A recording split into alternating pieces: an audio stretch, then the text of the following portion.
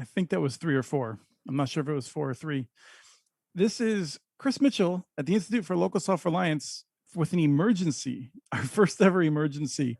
And if Doug was titled it, probably the Chris Overreacts edition. We'll talk about that. This is our Connect This episode, an episode about the new rules from Treasury, but also some breaking news from Travis that prices are going up. We're going to have a dramatic discussion about the state of the industry. We're going to talk a little bit about fiber and materials pricing, and that prices are going up. And my notes, I should have written in bigger font. And then we're going to talk mostly about the rules that the Department of the Treasury came up regarding the billions of dollars that are available to local governments and state governments that are authorized for broadband use, and what the rules around them are that have been proposed. Not set in stone yet, but proposed.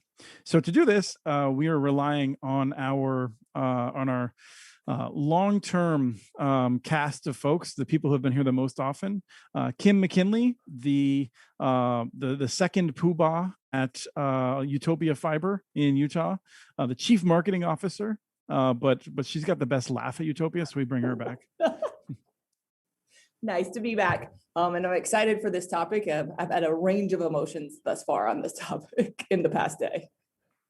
We also have Doug, who's revealing his true colors. It's after work hours, so he would never wear a tie-dye shirt while he was working, I'm sure. No, that's never happened. Yes. Doug from CCG Consulting, welcome back. Thank you.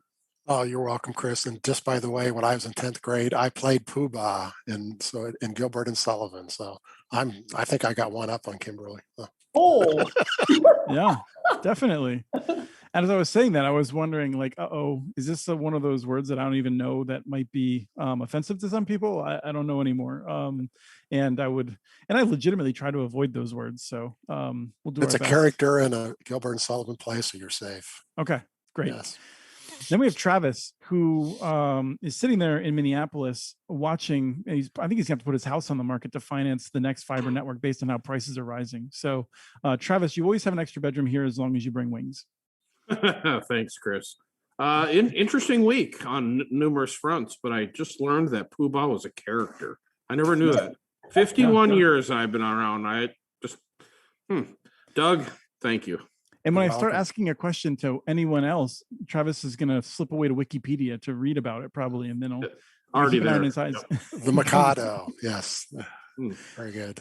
And I am the person from the Institute for Local Self-Reliance who also had a range of emotions yesterday, mostly just anger and horror and frustration after having gotten my hopes up, perhaps too high, that we would see actual competition encouraged in Washington, D.C. in broadband. So we'll talk about that in a few minutes. I did want to start with something that Travis had brought up, which I think is worth, we've touched on it a little bit, but I feel like Travis, like every now and then texts me and he's just like, oh my God, fiber prices, materials prices, they're going up. And then yesterday he texts me again. And I'm like, what? Like just since yesterday? Like, you don't even want to answer the phone anymore because it's a vendor saying, 10 to 30% rate increase on products moving forward. Now, luckily, I think a lot like Kim, we've got a lot of products locked in till the end of the year, but there is a lot of products, specifically resin-based products. It's just unbelievable right now.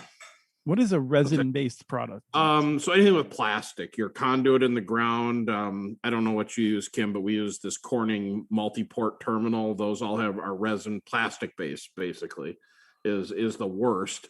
And then electronics are hard to come by. So we're now ordering all of our electronics for end of 22 into 23 right now to make sure that we have them.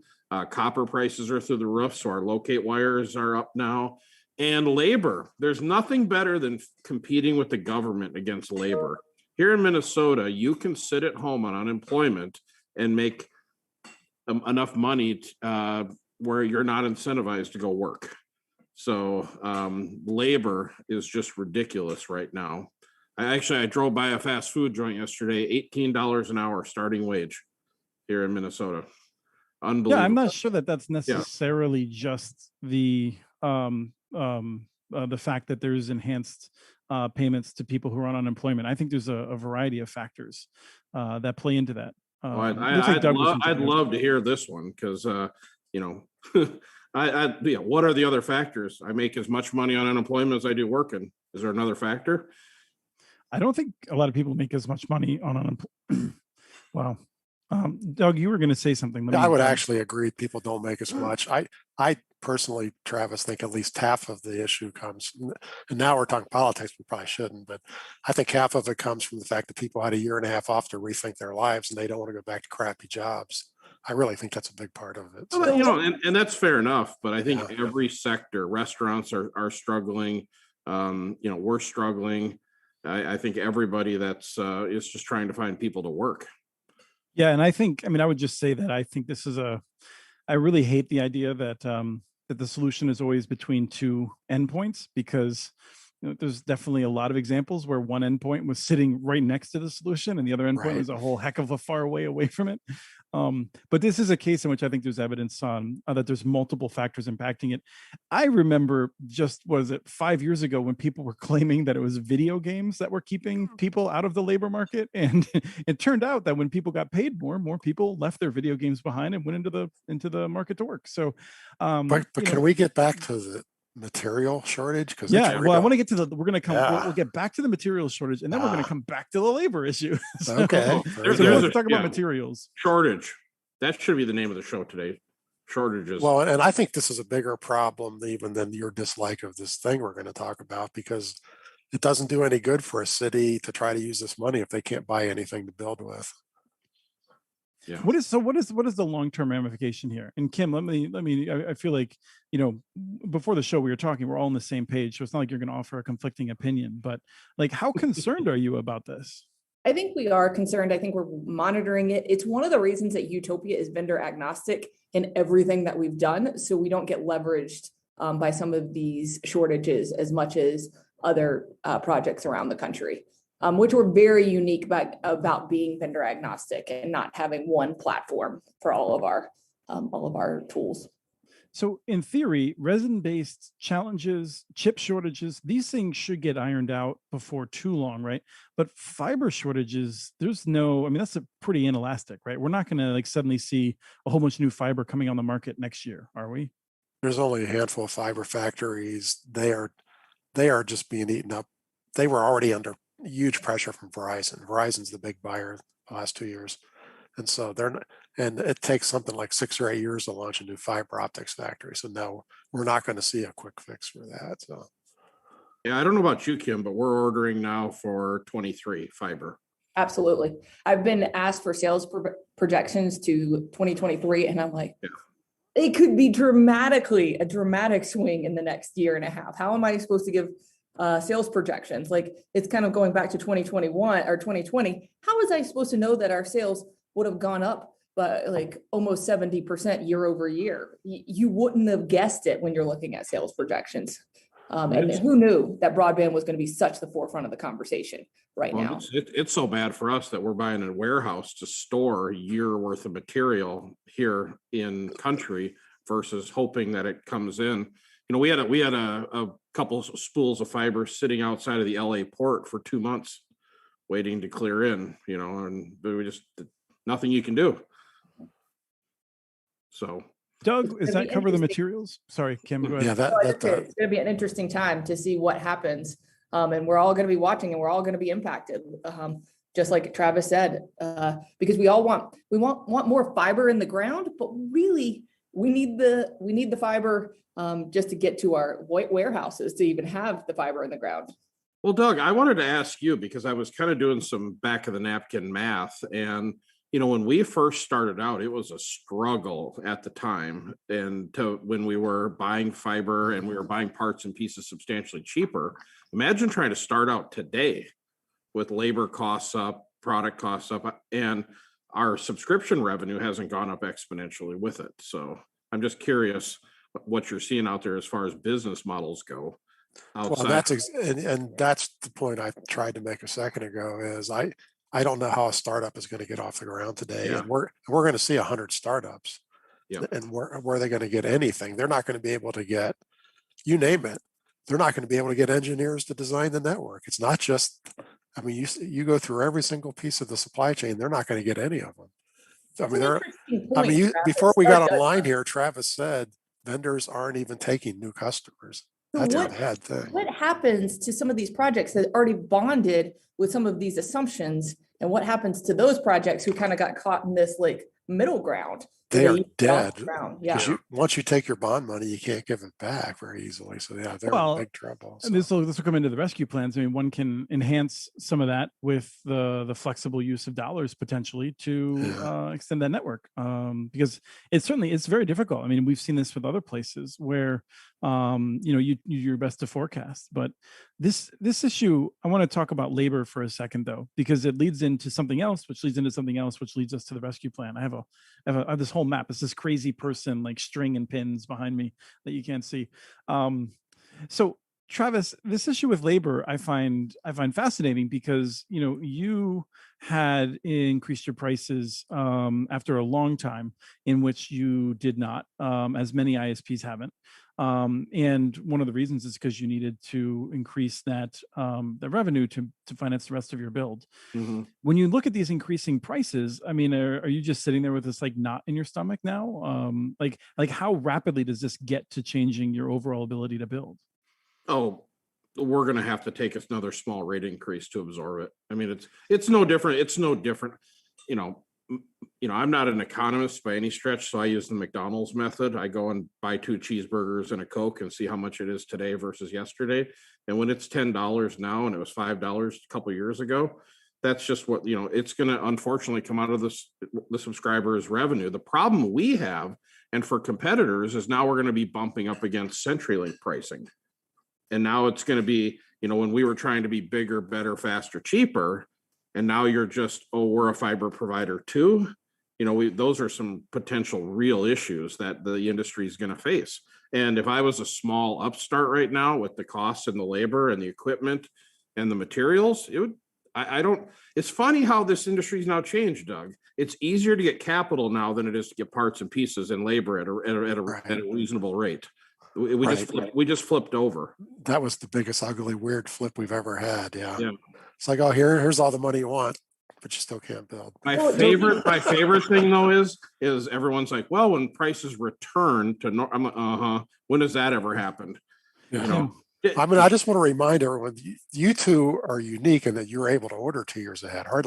Most of my clients can't do that. That's a good point. Well, what you're seeing is, and I think Travis is you're having the downward pressure for all fiber providers to provide faster service at like lower cost. Mm-hmm. And now with this equipment shortage, you're seeing how do we balance this act? Because you need the digital equity play of getting lower cost broadband, but now you're having the equipment costs and all of the material shortages happening. And if you were in New York State, the state just told you have to offer $10 and $15, and $20 broadband. You can't do it. Mm-hmm. So you can't do it. Yeah. No, we have a question in the audience that is relevant, which is the RDOF buys. The person says the RDOF buys haven't hit yet. I kind of suspect that the market is pricing some of them in, or am I wrong? I would say that some of the larger RDOF guys like Charter have already ordered, so they certainly are in there.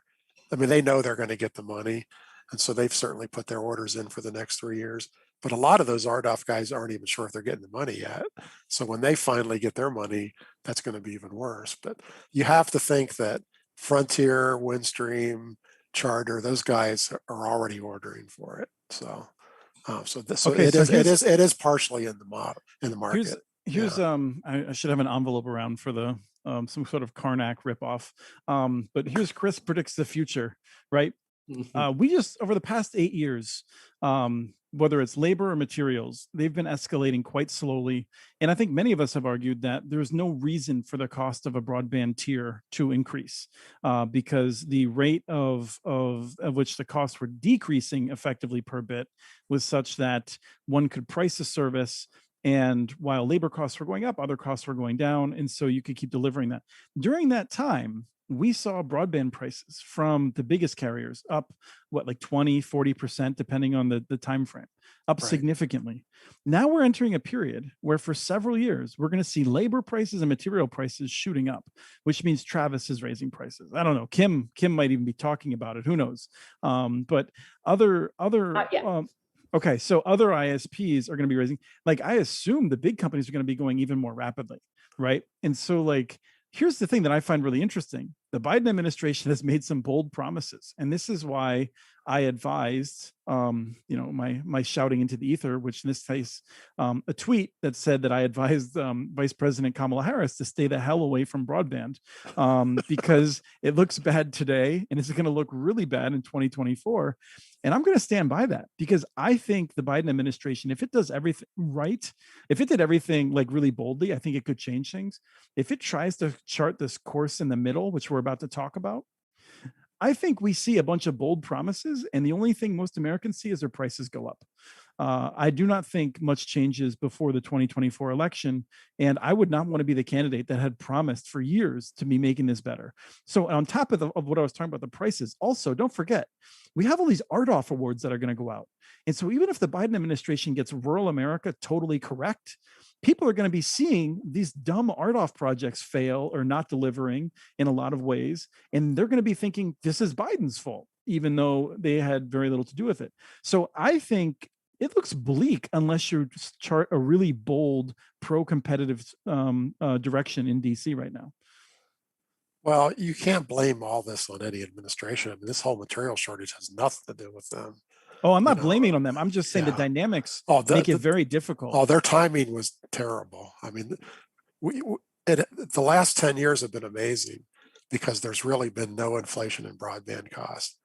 Electronics went down, fiber went up, and it exactly equaled out, as you said. And we got very spoiled by that because I've been doing this for 50 years, and we always had inflation before the last 10 years.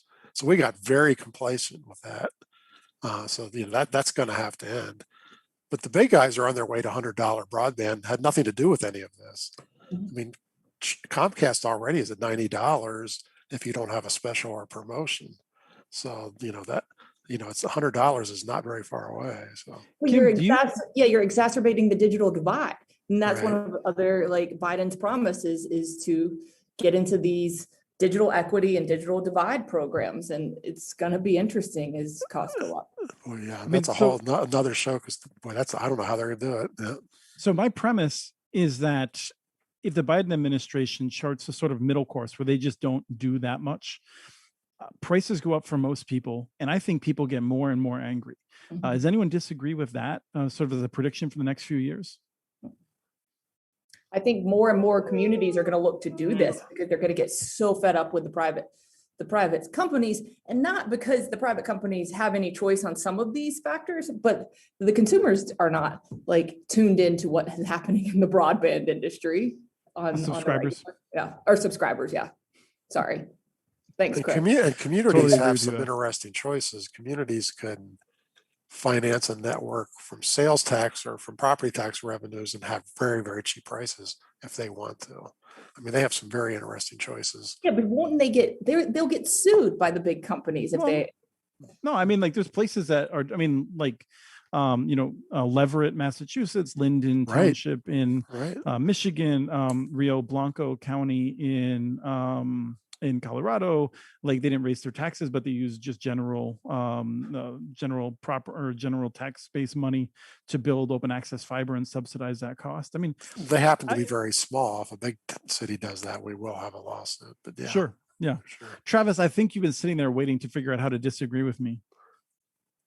Well, I mean, I think it's naive for us to think that broadband won't go up when everything else is. And because there are people that, are sit behind these networks that manage, maintain them, take care of them, run the infrastructure in pieces.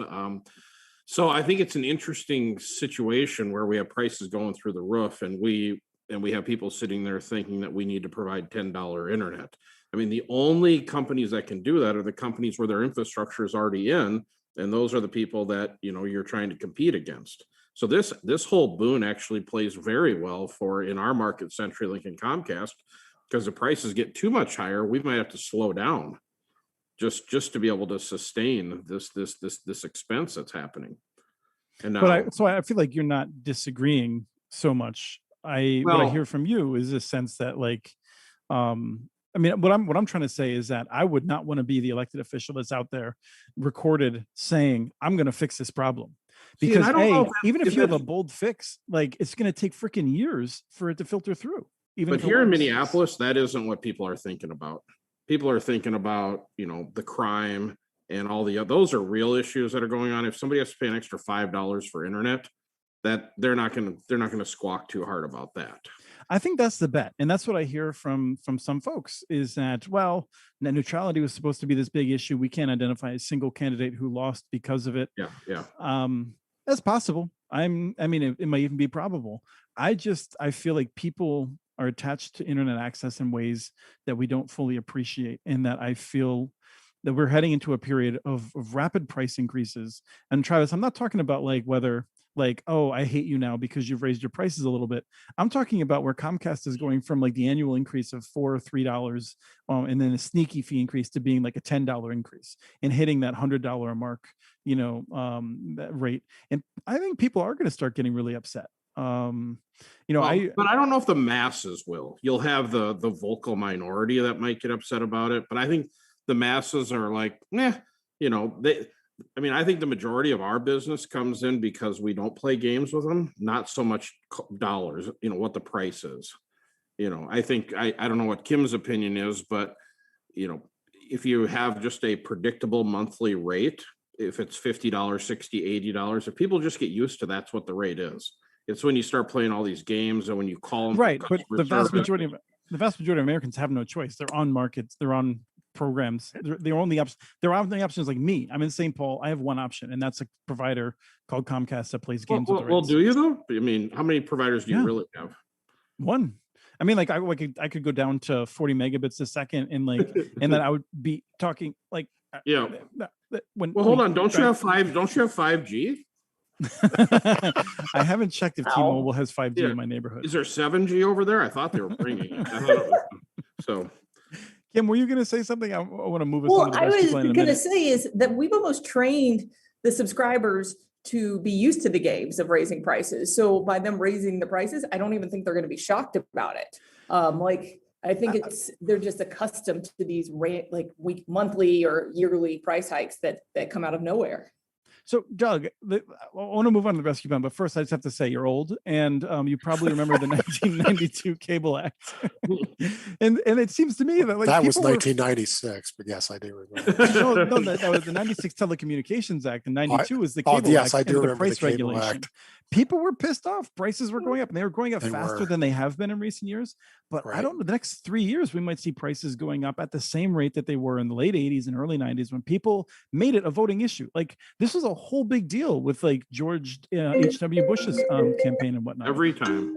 Yeah, but it'll take 2 or 3 years of those rate increases for it to become an anger issue. I think if there's a good chance that you're right. So. Well, there you go. 1 year of get that on loop. 1 year of a 10-year increase won't do it. Chris, I want to ask you one 3 question. years will. Yeah. Thanks, Doug. All right, one question. If next month your bill from Comcast showed up was $100, would you pay it? My bill for Comcast right now is $90 for a gig, and I'm thrilled. So yeah, I would pay it. I mean, I got locked into a 2-year contract for some sort of like loyalty thing, loyalty for only having one option. So let's say at the end it went to 125. Would you pay it? I've paid it before. I'll pay it. I would pay $200 a month. I have to. That's the reality, right? It's kind of like electricity or water or these other. I mean, I literally have gotten to the point I don't even look at the bill because I have no choice. What do I not want electricity? Let's be clear though. There's a reason that your electricity bill is not $100 per kilowatt hour, because Wall Street they probably wouldn't. That would be like a really dumb thing for them to do. But like it could be 10 times higher than it is. And the reason it's not is because we've agreed that we're not going to let those companies screw us. We haven't made that agreement with cable companies. So here's the thing, right? This ties into this rescue plan. The Congress passes this money, and it's about build back better, right? It's not just about like, hey, how can we barely scrape out of this pandemic crisis? It's how can we make the smart investments that move forward?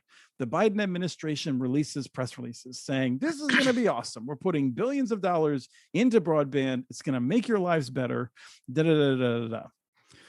Treasury is responsible for writing the rules on how this money can be spent. There's two main pots we're going to be talking about today. One is what we'll call direct aid, which is the big checks that are going out. They're going out to local governments and to states. And the other is a $10 billion fund that we'll call the Coronavirus Capital Projects Fund or whatever, something along those lines to separate it. The rules for that are being determined by the U.S. Department of Treasury, which had to scramble to find people that knew what a broadband was so that they would be able to write rules around it. It's extremely odd, as many people have said, for Treasury to be responsible for this. And the rules that they released caused me to have a minor heart attack. And since then, Doug has decided that I am overreacting and melodramatic, I think. So let's figure out how to attack this. I think one of the things to do is to just note that this is definitely not these rules are not reflective of a White House that is charging in to encourage competition in the markets. Is that something that we can agree on? We would agree on that, but I also have to put context on this bill. It still is a pandemic relief bill. This is not the infrastructure bill. It's the Build Back Better bill. I mean, that was the American Jobs Plan. I don't think was the Build Back Better. I think this bill was the Build Back Better rhetoric. Yeah. I mean, that's what that's why the money was for infrastructure projects and things like that. And I could be wrong. And we have a chat room where people can yell at me. So Kim, what was your first reaction upon seeing the rules?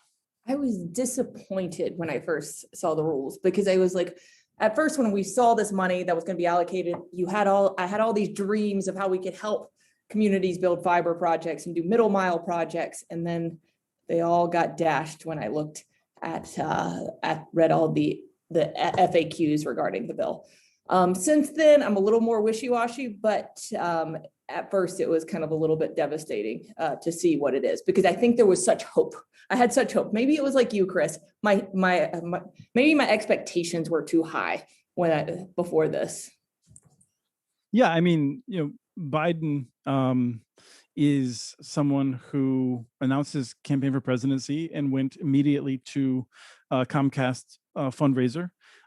He grew up in Pennsylvania, which is Comcast country. He represented Delaware, which is Comcast country, effectively, like right next to Philly there. So I mean, I don't, I listened to what they said, like I took him literally and figuratively, I guess, that they were going to, like embrace this New Deal type of approach. Travis, I sent you the rules, and I'm just curious how you reacted to them. I was reacting more to your reaction. I never saw you that animated. So I thought, oh, well, good. Maybe we won't have such a problem in the supply chain now. That was my initial reaction to this. But, because I knew we weren't going to get any of this anyways. So I was like, well, Chris is animated, so it must be bad. And then I started reading through it, and it still blows my mind that 25.3 is. I was waiting for it. It took like. I mean, I took 30 minutes, but you got to 25.3. I just can't even believe this is a conversation. But at least they said you had to have 100 by 100 if you use this money.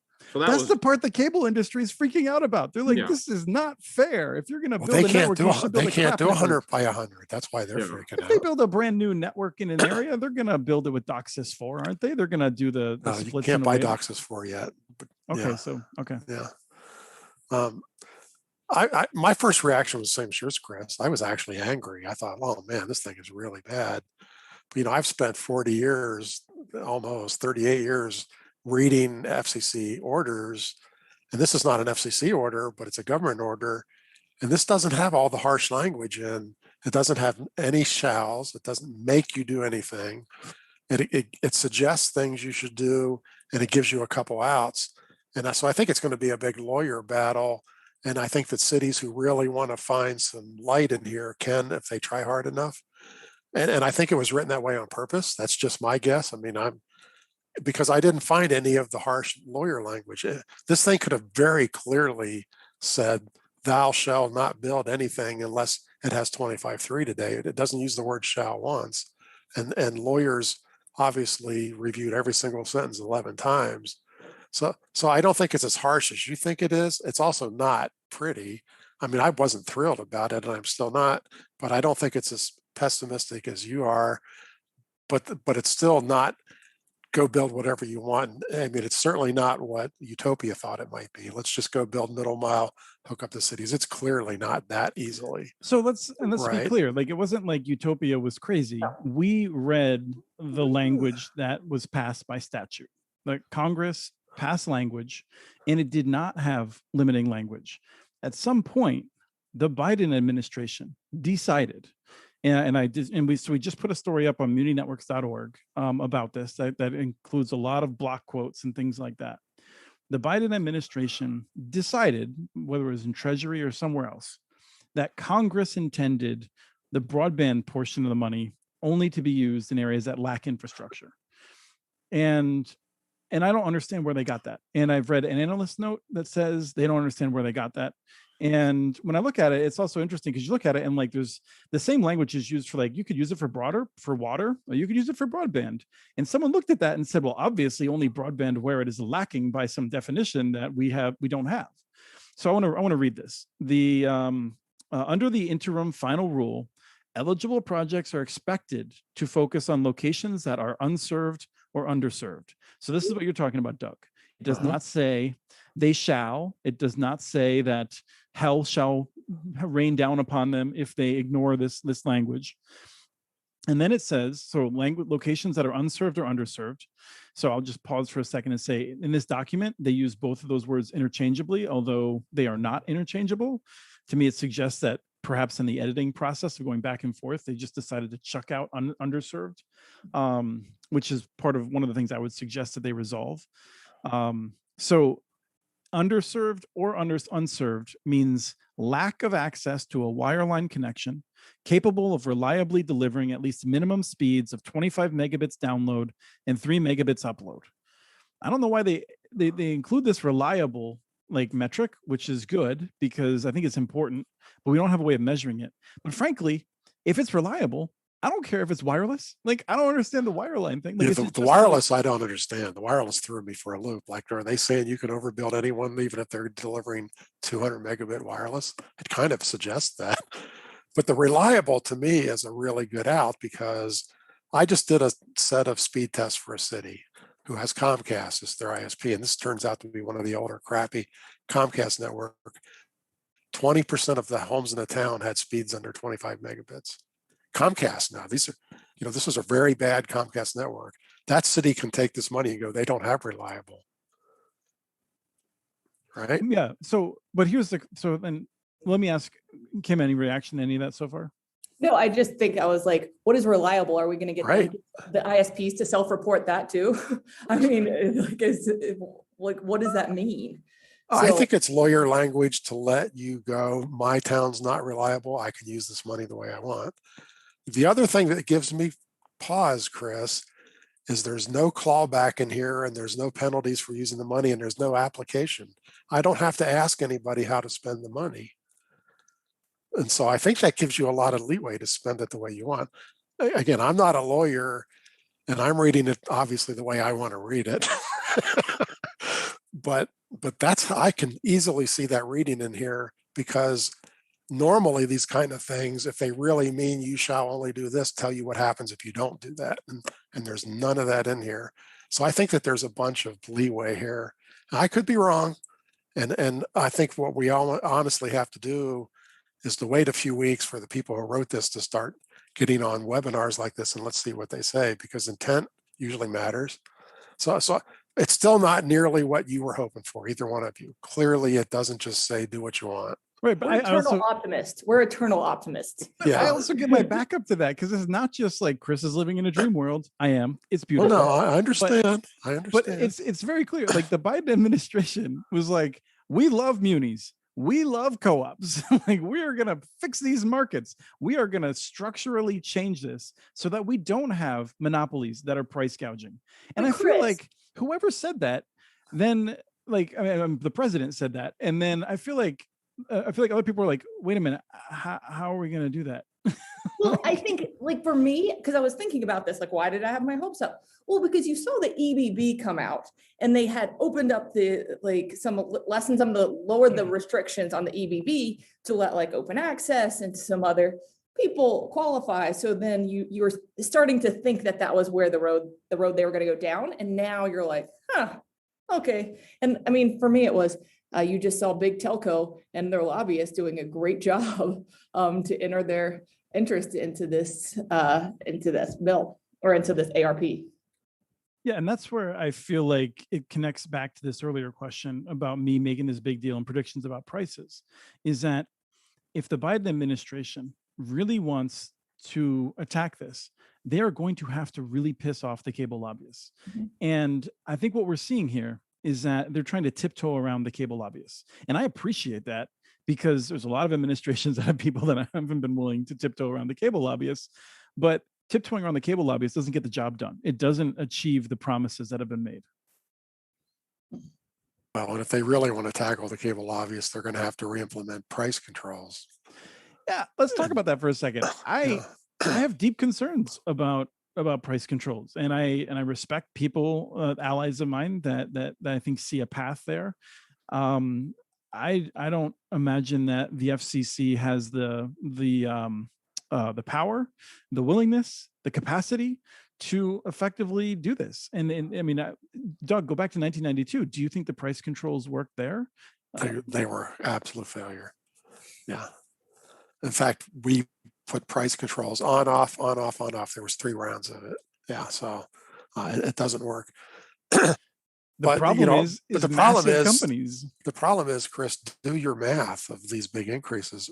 What happens when it hits $200? It will. Well, this is the thing though, right? Like, I mean, Travis, you're sitting there and you're saying like your materials prices are going up. Maybe you have to raise prices a little bit, but like, are you afraid of hitting $70 a month if Comcast is at $120 a month?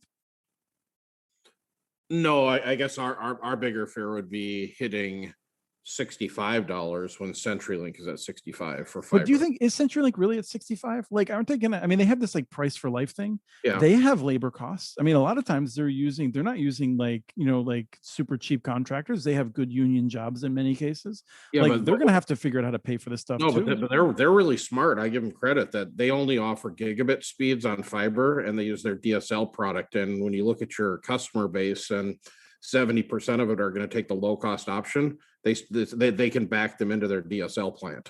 Well, we saw here right in Salt Lake when Google Fiber announced to build out in Salt Lake that CenturyLink did their price for life. Yeah. And now they're going back on it and actually have been sued here Right. because the price for life was not really a price for life. It was Yeah, a they price didn't really mean it. competition. Yeah. Right. Well, that's what we're seeing. And then, the other thing is CenturyLink is an aerial network. They can overlash their DSL. I mean, their economies of scale are substantially less than like a greenfield builder like Kim or I. Mhm. I'm concerned that Kim and I might be one of the last new networks built as these labor and pricing goes through the roof. I mean, it's just, I don't know. Doug looks at these financial models like crazy. I don't know how an upstart can get going. Kim, did you capture that? Travis has been in the business for what, like 11 years. You've been in it for 15. You're Yeah. the young guys. Yeah. Yeah. Well, we're the Interesting best sleight of hand, people. If they're Travis. going to end with Well, no, one, I mean, they should end with I us. I watched the cable network be installed when I was like 8 years old in my backyard. I mean, it's been around for a long time. Well, what you're missing, Travis, is there's plenty of places in the U.S. where you're not building against CenturyLink and Comcast. There's some really bad cable companies in the Well, world. and that, and we are the, at least, there's very few of us actually building in what I'd call NFL sized cities, yes. Right. Yeah. If you want to go out and build in Waterloo, Iowa and stuff, there you can overbuild that. It's an Well, opportunity you've there. just They're working with you've Magellan. really made all of our watchers in Waterloo, Iowa mad. So Well, no, I'm just saying that would be, I think Metronet's doing it. So I think that's a good area to go.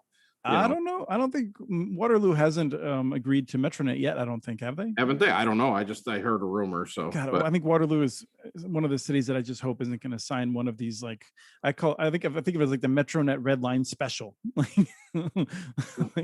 like let's just go straight up, and like, Travis, you get crap for not building fast enough in low income towns. oh no, I only get crap from areas that we haven't delivered fiber to until the day we do. Then I'm their best friend. Right. But that's my point. Like, imagine if you just made a policy and you just said, no, we're never going to deliver to Phillips. That's what Metronet does. Like, they go into towns and they're like, nope, we're going to do like all of these neighborhoods and not those 3.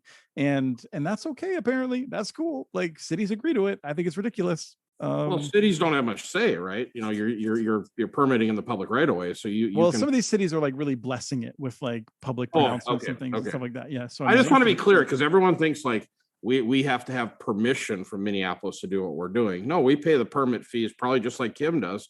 You don't have, there's no big grand, what do we pay? Poobah sitting up up in Minneapolis going, I bless you to go down that road. No, we just pay the fee like everyone else can.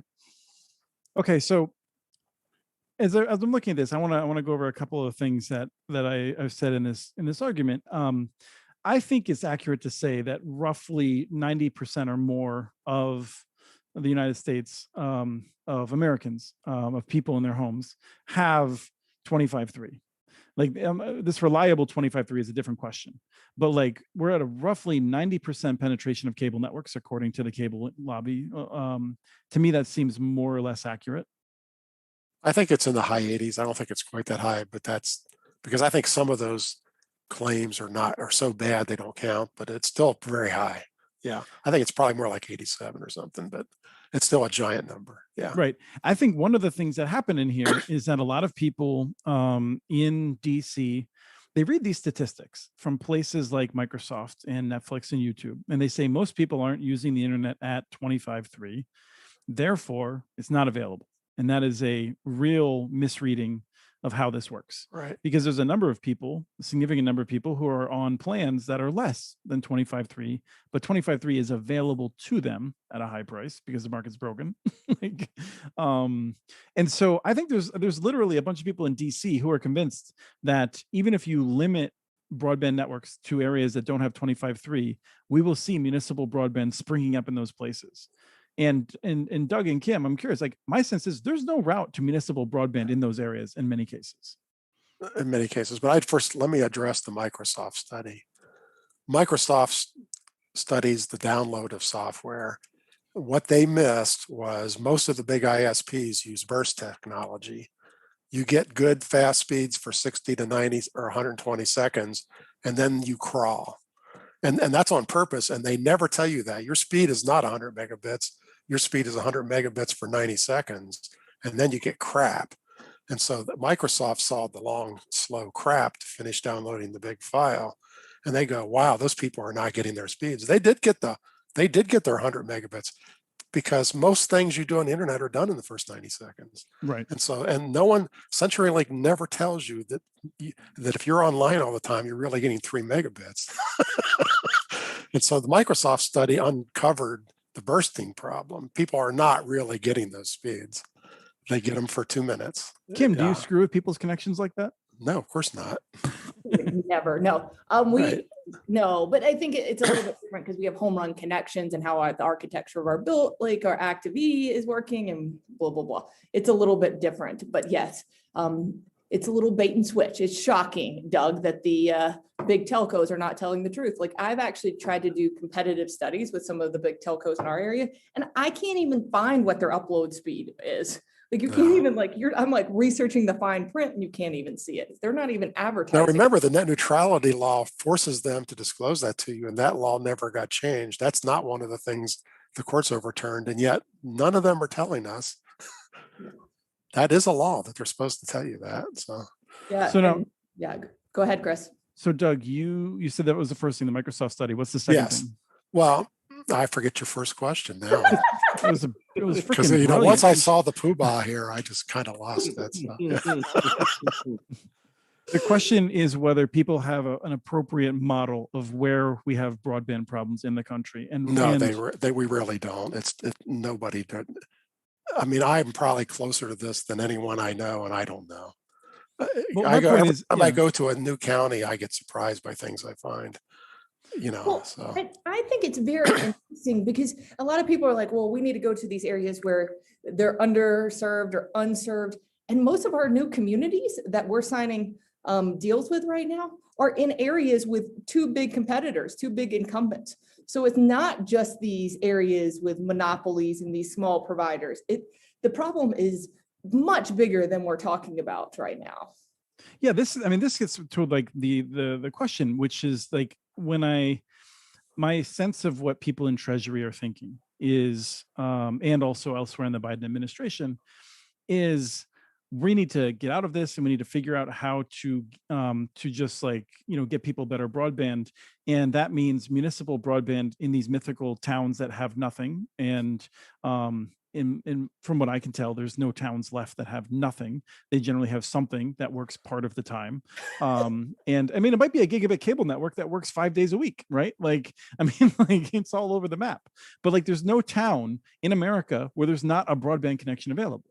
Like, Doug? At least towns above 500 people. There's still towns under 500. So my argument is like, and so like that's the argument is basically, well, here's what we do. We give money to the rural areas like we always have, and we subsidize Comcast in Minneapolis, and that solves it. And my argument is no, the better thing to do is to subsidize freaking Travis. Like to subsidize. Yes, I agree, Chris. Yes, I'm 100%. And we will use every nickel of the free money to build good network. Let's talk again about this. Like, let's be clear. Like, I think you didn't really think that that's what this money was going to go for, did you? Well, I told Chris a long time ago, this money was just like all the rest of them come in and just disappears and you don't ever know what happened to it. So yeah, I mean, I never expected this money was going to go to Travis, not in a million years. I didn't expect it to go to Travis. I expected that there would be places in which, for instance, a city might build conduit and it would lease it to Travis's. We have a few of them maybe, and they would build dark fiber and lease that to people like Travis. I don't think there's a whole lot of, I think we're going to continue to see cities that come in and they do the retail model, Doug, but I think most of the growth in municipal owned fiber and conduit and stuff like that is to enable private sector competition. Okay, now let me tell you where I think this law allows that. This is the law, but where this the very last paragraph on page 77 says there's also a second use for this, a second eligible use, which is to assist households facing negative impacts of COVID, including internet access and digital literacy. And I think that's an or phrase. You can either do the 25-3 stuff or you can help people who are having problems. And I think that paragraph allows you to build conduit in cities. I've read that thing 11 times, maybe 20 times. And I think that's not 25-3 plus this. I believe that's a whole second use of the money. And they snuck it in at the very last sentence. I think what the attorneys are going to interpret that as right. The city attorneys. And I think that is one of the troublesome things about this is you're letting all of this interpretation be left up to the attorney from your city, county. Well, I think that's on purpose because if they would have made this specific, I believe that the cable guys would have won. Remember, they were being lobbied heavily, I'm sure. And so if they would have been explicit, it probably would have been, we really would have hated it. By being loose with the language, I think again, you don't have to apply to anybody for this money. No one's going to look over your shoulder what you built. What's to stop you from interpreting this the way you want to? Your city attorneys. This is why I still feel some legitimacy to my frustration and to this long piece that we've written in which we talk about how we think there is no basis for this except for the monopoly power of the cable companies putting their thumb on the scale. That there are places, I think there could be billions of dollars of projects that don't happen because it's not a city that's saying, should we build fiber or shouldn't we build fiber? It is cities that are saying we have 5 different plans. We have 15 different plans of how to use this money. and you tell them that, oh, well, there's this thing with broadband, we have to do this determination, and the city attorney is a little bit nervous, they're going to go with the other 14 plans. That's Well, this money does cover every sort of infrastructure in the world. So you're absolutely right. So, yeah. And so that's my concern, is that, like, I think this plan, perhaps by trying to dance around the cable companies, it will result in a lot less fiber being built than if they had followed the intent of Congress. It was the cable companies that successfully lobbied to make this convoluted and appear to be controversial, to build networks in areas that already have cable companies serving them. And that I would agree with. The language clearly got compromised by the lobbying, but I still think that the folks at Treasury battled that as well as they could and came out with wiggle room. So that's where my story ends. That's just my guess. Because I agree with it. And I don't think this is a story of, like, let's figure out the person in Treasury that sucks. It's a matter of recognizing that we live in a screwed up system in which just because of the fact that the cable companies have so much power, they get to veto Congress's intent. Congress, and then let's be clear, the Democrats in Congress normally they actually get to write Congress's laws, so this is at least better than that. Yeah, it's different. So, but that's ultimately, I feel like the issue is that we have to comport our public policy to the desires of an industry that just has massive lobbyists, and I think we should all be somewhat ashamed by that. When we read about this in history, we're like, man, those railroad companies, why would anyone listen to them? I mean, the thing that blows me away is every time I do the math, and Charter and Comcast alone have 52% of all the broadband customers in the whole country. Just those two companies. You don't think that's a monopoly? Holy mackerel. I mean, that's just mind-boggling. So yeah, they have such power. Oh man. Yeah, we're going to get there. UTOPIA is going to get there one day. Come on. I mean, that's on the last one of these. You're going to have a monopoly. She's going to control.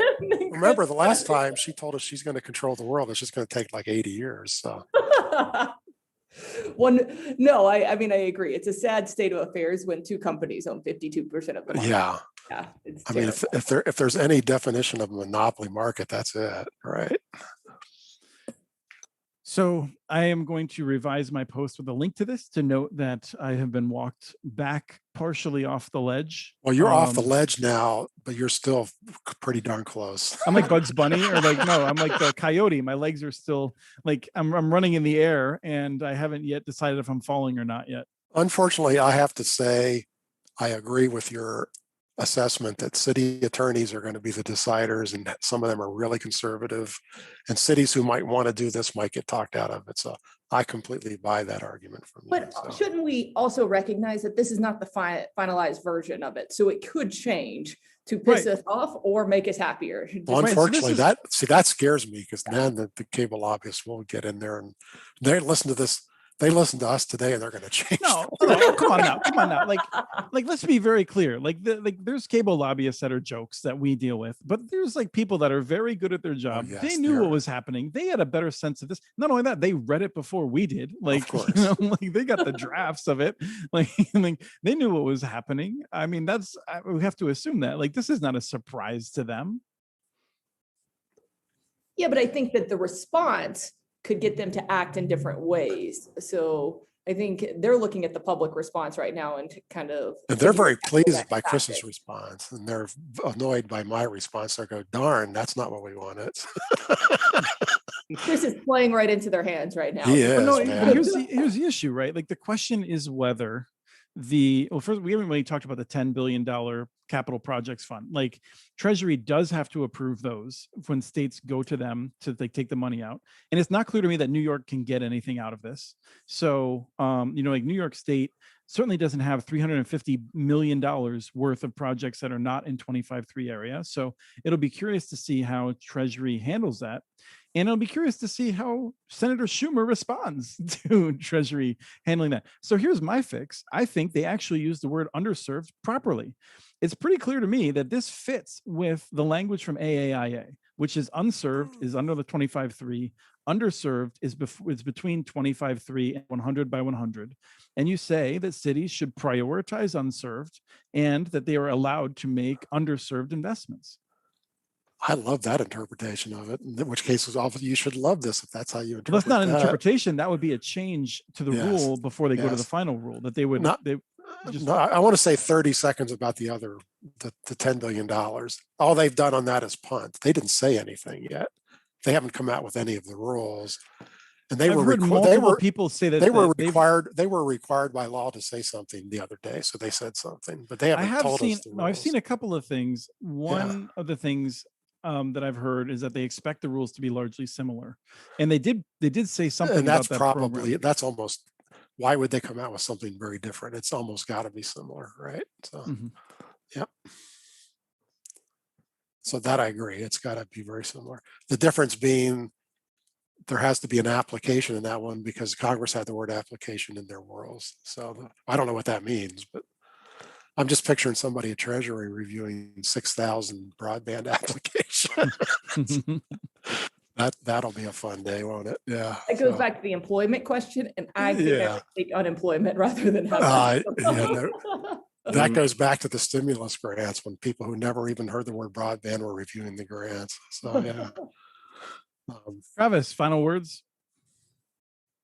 Well, it's very apparent, and I'm going to get Chris's blood boiling here, that the EBB is the finest piece of legislation to come out of Washington to address the broadband challenges to us in America. Because as starting tomorrow, we will actually have some EBB customers on the internet utilizing the tools. So there you go. There's your government working. The rest of it, we feel like we're squabbling over our parents' money. So, it's like, get out there, build these networks. And, I want to address what we started out with, these communities that are thinking of not doing it because it'll get cheaper someday. No, today's your cheapest day ever. Build today. And don't wait for all this free money, because listening to this, who knows what it's going to be. So Kim and I'll keep hooking up customers. That's all I got to say. I'm starting that 6G company, and I'm gonna go around calling cities and saying, "Hey, I've got the perfect solution for you." I actually think I want to restate. Council meeting. Say that again, Kim. 6G? I have to deal with them in a city council meeting of, isn't this 6G the best thing on the market? Thanks, Chris. Yeah. I'm going 11G. That's my new prediction. That's the one that's going to take over. Wow. Or Starlink, or that's the other one I hear a lot about now lately. That's going to be amazing too, apparently. Yeah, amazing. It's going to be just amazing. Well, this is an interesting point that I've heard a couple people make, and I should, Dane Jasper at Sonic and Ernesto Falcone at EFF, Electronic Frontier Foundation, have both made the point. Next year, there may not be an argument about unserved versus served. Almost all rural areas will technically be served with a low latency, decent 25.3, much better than 25.3 connection. And it's going to be very interesting to see how government responds to that. I'm worried. I think the Leo stuff is going to be good. I think I'm much more bullish on it than Doug is, but I think it's going to be the next cable monopoly. It's going to be like high priced, poor customer service and stuff like that, because they'll be able to get away with it.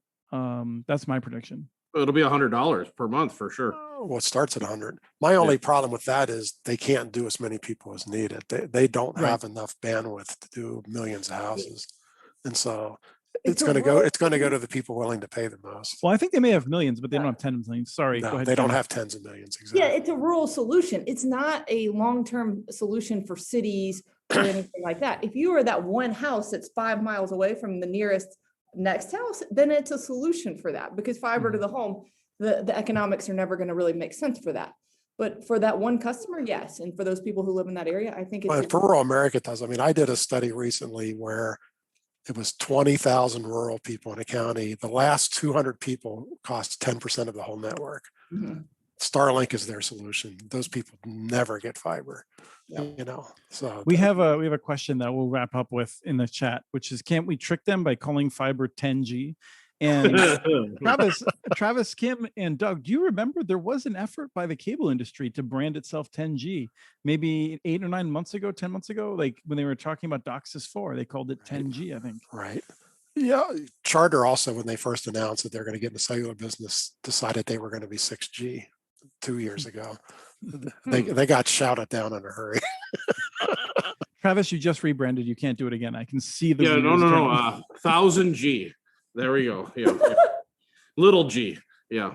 You know what it is? It's all those 1 marketing kg. people who Yeah. think that it's a great idea, and so they Well, sell it. all I got to say now is Travis has sort of poisoned the whole market for everybody. So Well, actually, I kind of look at 1 kg, and Yeah. your logo could just be like a weight measure. ooh, Huh? Yeah, one thing, real quick, I think the industry did themselves a disservice with the speed number. I think when you said latency is just the unsung hero in the whole deal, and a real differentiator on these technologies, but it's just too confusing to explain to people, what it is. So I'll just leave it at that. So go EBB. Team EBB over here. So Should I get you a shirt? Yeah. If he doesn't have an EBB shirt on next call, Yeah. I'm not even getting on with him. So So there's an interesting question about latency that we should bring up in a much more technical future show in terms of there's different versions of latency. And there are people that are on quite decent networks that have latency. I mean, part of this goes back to buffer bloat and other things that we can talk about. But there is some interesting stuff there around latency that I think may be coming out soon regarding people's experiences.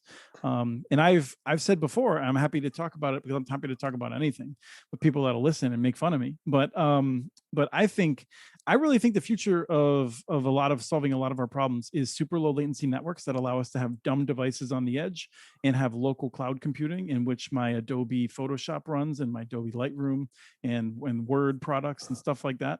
And I have a dumb device in my home that does not have significant security vulnerabilities. And I think we move in that direction and we all benefit in a lot of ways. then So I- maybe why- latency is a then future connection. why are we even bothering with these calls if that's where we're headed? See, it's good. Chris, that stuff's not legal in Minnesota yet that you're using. So just to be clear, yeah, just be careful over there. Yeah, you got to move to Denver. I have your number written on my arm in case Yeah. someone needs to. No, we should have a nerdy. We should have a nerdy talk one time about peering and IXs and all that. Yes, we should have our first nerdy talk. Yeah, sometime. because it is interesting if you use our competitor's fiber product and try to go to YouTube, how bad it is. So fiber does not make a good network. Yep. Well, actually, we do want to have an episode perhaps next week on internet exchanges and middle mile and stuff like that. I got to pull it together, which means I got to stop ranting and getting my mouth out ahead of where the facts are, maybe. But I appreciate this. I appreciate having people on that can gently both agree and disagree. Kim, Travis, Doug, thank you once again for another great episode of Connect This. Sorry. It was a good one. I appreciate it. Thanks.